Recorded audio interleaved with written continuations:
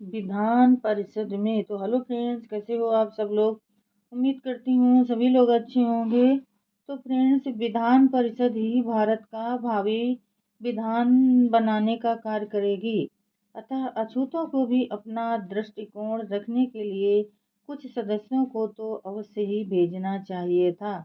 जहरीले पूना पैक्ट का इतना बुरा प्रभाव पड़ा कि जिस पुरुष ने उसे जन्म देने में अपनी सहमति दी थी, उसी को अपने प्रांत से भागकर बंगाल की शरण में जाना पड़ा।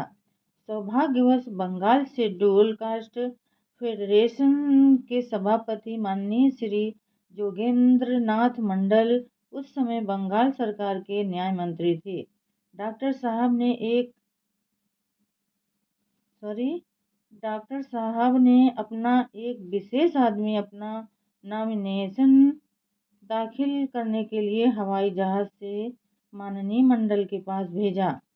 जब डॉक्टर साहब का नॉमिनेशन विधान परिषद की सदस्यता के लिए बंगाल से दाखिल हुआ, तब तो कांग्रेस के कर्णधार गांधी जी के हृदय पर बहुत बड़ा आघात पहुंचा था।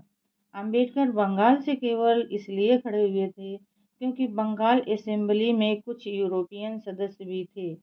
इन यूरोपियन सदस्यों ने डॉक्टर साहब को ये आश्वासन दिया था कि यदि वो वोट करेंगे तो डॉक्टर साहब को भी विधान परिषद का सदस्य चुन देंगे। जब गांधी जी को ये मालूम हुआ कि डॉक्टर अंबेडकर यूरोपियनों के वोट से विधान परिषद में आने का प्रयत्न कर रहे थे, तब उन्होंने ये बेहतर समझा कि कोई ऐसा काम करना चाहिए जिससे डॉक्टर साहब जिस जड़ पर खड़े हुए हैं वो जड़ ही खत्म कर दी जाए।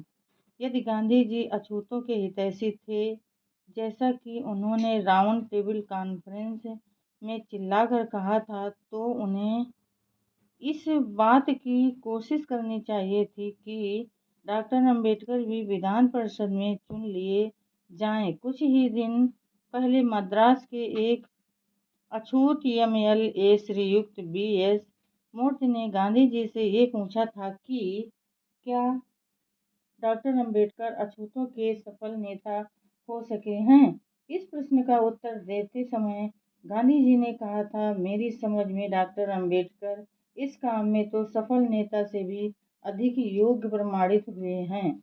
मैं चाहता हूं कि अछूत डॉक्टर अंबेडकर के बराबर ही योग्य बने। वहीं गांधी जी, जो डॉक्टर अंबेडकर को सफल नेता से भी अधिक योग्य स्वीकार करते हैं और जो अछूतों के हित चिंतक होने का दावा करते हैं, जब ये देखते हैं कि डॉक्टर अंबेडकर यूरोपियनों के बल पर विधान परिषद में अवश्य ही आ जाएंगे, तब उन्होंने ये आंदोलन शुरू किया कि विधान परिषद में चुनाव में बंगाल असेंबली के यूरोपियन सदस्यों को अपने वोट नहीं देना चाहिए। इस दलील का बहाना भी ढूंढ ही लिया। इनका कहना था कि भविष्य में यूरोपियनों को भारत में रहकर कोई अधिकार तो प्राप्त नहीं करना है, अतः उन्हें अपने वोट से अपने सदस्य विधान परिषद में नहीं भेजना चाहिए। तो फ्रेंड्स, आज के लिए बस इतना ही। कल फिर मिलेंगे अगले नए वीडियो के साथ। तब तक के लिए फ्रेंड्स, जय भीम, नमो बुद्धाय।